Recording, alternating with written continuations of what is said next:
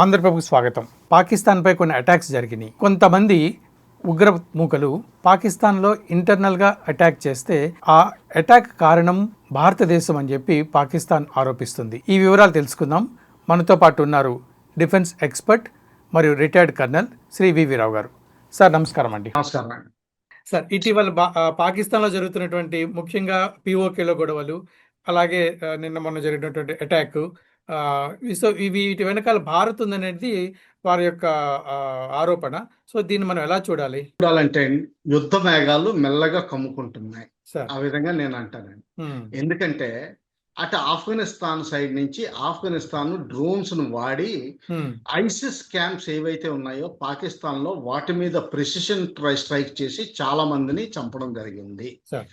దానికి Pakistan defence minister Asif Khaja ఏమన్నారంటే, మన ఇండియన్స్ మెడిసిన్స్ పేరు మీద పంపిస్తున్న బాక్సుల్లో డ్రోన్స్ పంపించి ఆఫ్ఘనిస్తాన్ వాళ్ళకి ట్రైనింగ్ ఇచ్చి ఆఫ్ఘనిస్తాన్ ద్వారా మన ఇండియా ప్రయోగిస్తుంది అన్నారు.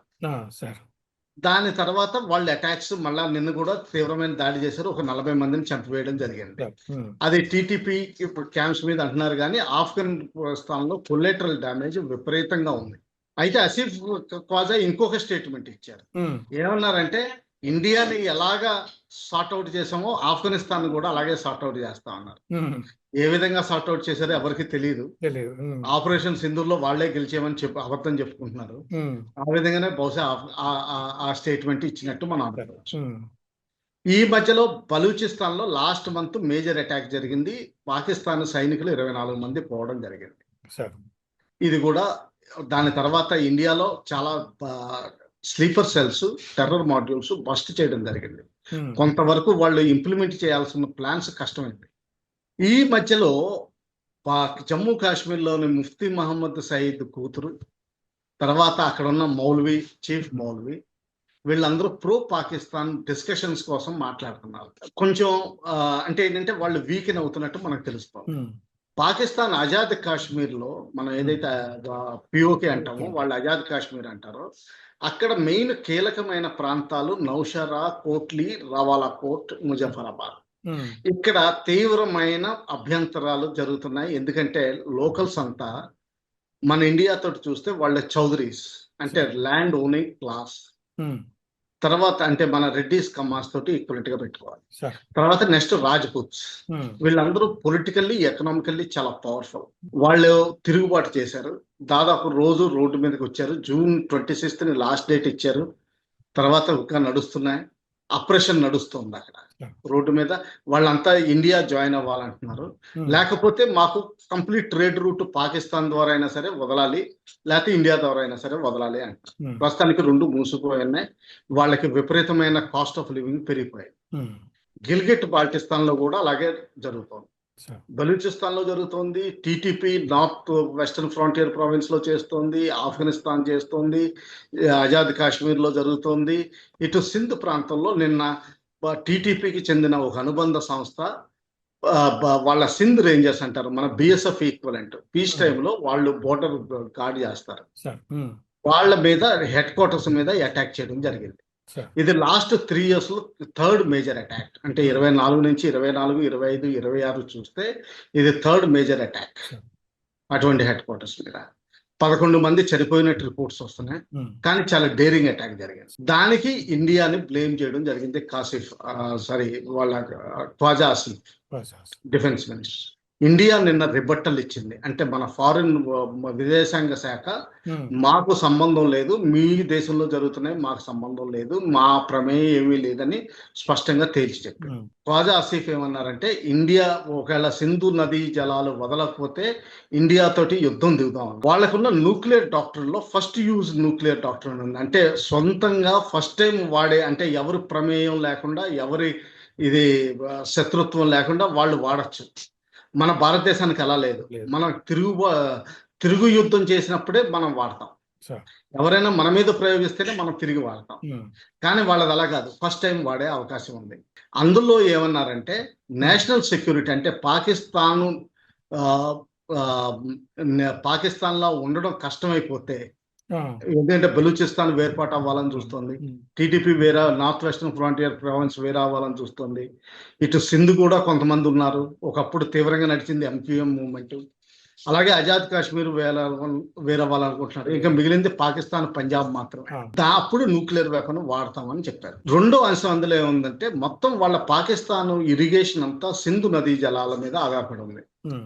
ఎస్పెషల్లీ మంగళ డ్యామ్ వద్దలో ఉన్న నీళ్ళన్నీ పాకిస్తాన్ పంజాబ్ని ఇరిగేట్ చేస్తాయి. పాకిస్తాన్ పంజాబ్ ఈ రోజు పాకిస్తాన్ ని పరిపాలిస్తుంది. అంటే వాళ్ళ అక్కడ ఉన్న మనుషులు పొలిటికల్లీ వాళ్ళు స్ట్రాంగ్, వాళ్ళకి దెబ్బతింటుంది. ఆల్రెడీ ఓ సంవత్సరం అయిపోయింది, ఇంకో సంవత్సరం అయితే కొంత తాగునీటికి కూడా వాళ్ళకి ఎద్దడయ్యే అవకాశాలు ఉన్నాయి.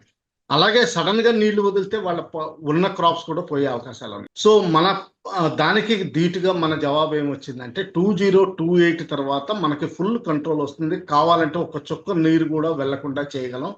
మనకి అన్ని 11 డ్యాములు ఇంకోటి కొత్తగా కట్టగలుగుతున్నాం అని చెప్పారు. దీనికి ఖ్వాజా ఆసిఫ్ ఒక స్టేట్మెంట్ ఇచ్చారు, దీనికి అవసరం వస్తే ఇండియా తోటి యుద్ధం చేస్తామని. సో అంటే పాకిస్తాన్ సైడ్ నుంచి యుద్ధం చేయగలిగే కెపాసిటీ లేదు. వాళ్ళు ఎప్పుడు టెర్రరిస్టులను వాడుకుంటారు, అడపాదడపా ఏదో కిల్లింగ్స్, దారుణమైన కిల్లింగ్స్, సివిలియన్స్ ని కిల్లింగ్ చేయగలుగుతారు, కానీ మిలిటరీ తోటి తలపడి యుద్ధం చేయగలిగే తాహత లేదు వాళ్ళకి. అందుకని చెప్పి ఇంటర్నేషనల్ అటెన్షన్ తీసుకురావాలని చూస్తున్నారు. ఇంటర్నేషనల్ అటెన్షన్ వల్ల వాళ్ళకి డబ్బులు కూడా వస్తాయి. వాళ్ళు ఎకనామికల్లీ వీక్ గా ఉండడం వల్ల వాళ్ళకి డబ్బులు, కావాల్సిన డబ్బులు కూడా వస్తాయి. ఎస్పెషల్లీ ఈ మధ్యన కొన్ని రోజులు జరిపిన దౌత్యం, ఇరాన్ అమెరికా మధ్యన దౌత్యం చూసుకుని వాళ్ళు ఏమనుకుంటున్నారంటే విర్రవీగిపోతున్నారు. ఆల్రెడీ సైడ్ లైన్ అయిపోయారు. ఇప్పుడు ప్రస్తుతం అమెరికా ఖతార్ మీద ఆధారపడుతుంది తప్పితే కానీ పాకిస్తాన్ మీద ఆధారపడట్లేదు. కాకపోతే ఏంటంటే చైనా నుంచి F-35 విమానాలు కూడా వాళ్ళకి వచ్చినాయి. J-17 విమానాలు ఆల్రెడీ ఉన్నాయి. J-10 విమానాలు ఆల్రెడీ పాకిస్తాన్ లో జాయింట్ కొలాబరేషన్ తోటి తయారు చేస్తారు. కొత్తగా మిసైల్స్ వచ్చినాయి, కొత్త ఎక్విప్మెంట్ వచ్చింది. ఇంటెలిజెన్స్ గ్యాదరింగ్ కి 6 చిన్న శాటిలైట్స్ లాంచ్ చేయడం జరిగింది. తర్వాత వాళ్ళ బైడు కమ్యూనికేషన్స్ నెట్వర్క్ అంతా వీళ్ళు పాకిస్తాన్ వాళ్ళు వాడడం జరుగుతుంది. అలాగే నేవీకి ఒక కొత్త రకం సబ్మెరీన్, అంటే ఎయిర్ ఇండిపెండెంట్ ప్రొపల్షన్ అంటారు, అంటే నీటిలో ఎక్కువసేపు ఉండగలదు. అంటే ఒక 2 వారాలు పైకి రాకుండా నీటిలోనే ఉండగలదు. అది కేవలం ఇప్పటి వరకు అటువంటి టెక్నాలజీ కేవలం న్యూక్లియర్ సబ్మెరీన్స్ లో ఉండేది. ఇప్పుడు ఆ ఎయిర్ ఇండిపెండెంట్ ప్రొపల్షన్ అన్నది న్యూక్లియర్ కాకుండానే మామూలుగా గాలితోటే లోపల సిలిండర్స్ తోటి ఉండడం సాధ్యం. అటువంటిది 8 కాంట్రాక్ట్ ఎప్పుడో ఇచ్చింది. ఫస్ట్ది డెలివరీ అయింది, హ్యాంగర్ క్లాస్ సబ్మెరీన్ అంటారు. దాన్ని వాళ్ళు తీసుకొచ్చి బంగాళాఖాతంలో పెట్టినట్టు రిపోర్ట్స్ వచ్చింది. ఇంటర్నేషనల్ వాటర్స్ లో ఎవరైనా పెట్టుకో, అక్కడ పెట్టినట్టు రిపోర్ట్ వచ్చింది. దానివల్ల ఏంటంటే రాజ్నాథ్ సింగ్ గారు ఎప్పుడో చెప్పిన దాని ప్రకారం ఈసారి మన ఇండియన్ నేవీ ఎక్కువ పాత్ర పోషిస్తుంది అన్నది. మన ఈస్టర్న్ ఫ్లీట్ ఏదైతే వైజాగ్ దగ్గర ఉందో, అలాగే మనకున్న 3 న్యూక్లియర్ సబ్మెరీన్స్ జనరల్ గా వైజాగ్ దగ్గర ఒక కొత్తగా ఒక పోర్ట్ కట్టడం జరుగుతుంది. అందులో అండర్ వాటర్ టనెల్స్ లో వాటిని భద్రపరచడం జరుగుతుంది. వీటిని కంటైన్ చేయడానికి వాళ్ళ ప్రయత్నం చేయొచ్చు. సో ఆ విధంగా పాకిస్తాన్ యుద్ధానికి అన్ని విధాలుగా కాలు దూగుతుంది. మనం జాగ్రత్తగా ఉండాలి. అలాగే టెర్రరిస్ట్ యాక్షన్ కూడా చేసే అవకాశాలు రానున్న రోజుల్లో చాలా తీవ్రంగా ఉన్నాయి. అయితే ఇప్పుడు ఇంతకుముందు మీరు చెప్పారు కదా, పాకిస్తాన్ కి బలూచిస్తాన్ తో ఒక గొడవ ఉంది, అక్కడ వాళ్ళతో చూస్తున్నాము. ఆఫ్ఘనిస్తాన్ ఉంది, ఇటుపక్క ఏమో ఆజాదీ కాశ్మీర్ POK తోటి గొడవలు ఉన్నాయి. సో ఇంత గందరగోళంలో కూడా ముఖ్యంగా మన భారత్ మీద అది నేపాల్ వేస్తుంది, అలాగే కాలుదవుతుంది. సో అంటే వీటి వెనకాల ఎందుకు అంత ధైర్యం? ఏమి దానికి ధైర్యం సార్? ఏంటి దాని ధైర్యం? మొండి వాళ్ళకి ధైర్యం ఎక్కువ ఉంటుంది. ఆచితూచి పనిచేసే వాళ్ళకి కొంచెం అది ధైర్యం తక్కువే కాదు. అదేంటంటే డెసిషన్ ఆలోచించి చేస్తారు కాబట్టి ధైర్యం తక్కువ అనుకుంటా. మొండి వాళ్ళు ఏంటంటే మొండిగా ఏది వాళ్ళకి ఏం తేడా చేయదు కాబట్టి ముందరికి వెళ్ళిపోతారు. అది మొండి ధైర్యంగా కనిపిస్తుంది. పాకిస్తాన్ పరిస్థితి అదే. వాళ్ళకి పోయేది ఏమీ లేదు. 1947 లో ఏది లేకుండా ఒక దేశం తయారు చేసుకున్నారు. అది ఇంగ్లాండ్ దయ వల్ల వాళ్ళకి సొంతంగా తయారు చేసుకునే అవకాశం లేదు. అది ఎప్పుడు పోయినా సగం పోయింది, ఆల్రెడీ సగం పైనే పోయింది. ఎందుకంటే బంగ్లాదేశ్ లో పాపులేషన్ ఎక్కువ, సో సగం పైన పోయింది. ఇంకా మిగిలింది అది కూడా ఎన్నో రోజులు పట్టదు, ఇలాగే ఉంటాయి. ఈ మధ్యన ట్రాక్ టు డిప్లొమసీ ఏదో కొన్ని రిపోర్ట్స్ వస్తున్నాయి శ్రీలంకలో జరుగుతున్నట్టు, ఇండియాకి పాకిస్తాన్కి మధ్యలో. ఒకవేళ అందులో ఏదైనా సరే వాళ్ళు తెలివి తెచ్చుకుని అసీం మునీర్ తన ముస్లిం కాకపోతే ఏంటంటే ఆయన మారే ప్రసక్తి కనిపించట్లేదు. సార్. ఎందుకంటే ఆయన ఛాందసవాది. ఉమ్. ఆ ఛాందసంలో పాకిస్తాన్ ని బ్రేకప్ చేసే అలవాట్లు కనిపిస్తున్నాయి. సో ఫ్యూచర్ లో ఏం జరుగుతుందో చూద్దాం. రైట్. కానీ మన జాగ్రత్తలో మనం ఉండాలి. సార్, చాలా సంతోషం. మీ విలువైన సమయాన్ని ఆంధ్రప్రదేశ్ ప్రేక్షకులు కేటాయించారు. విన్నారు కదా వివి రావు గారి విశ్లేషణ. దీనిపైన మీ అభిప్రాయాలు కూడా తెలియజేయండి. అలాగే ఆంధ్రప్రభకు సబ్స్క్రైబ్ చేసుకోండి, మీ స్నేహితులకి షేర్ చేయండి. నమస్కారం.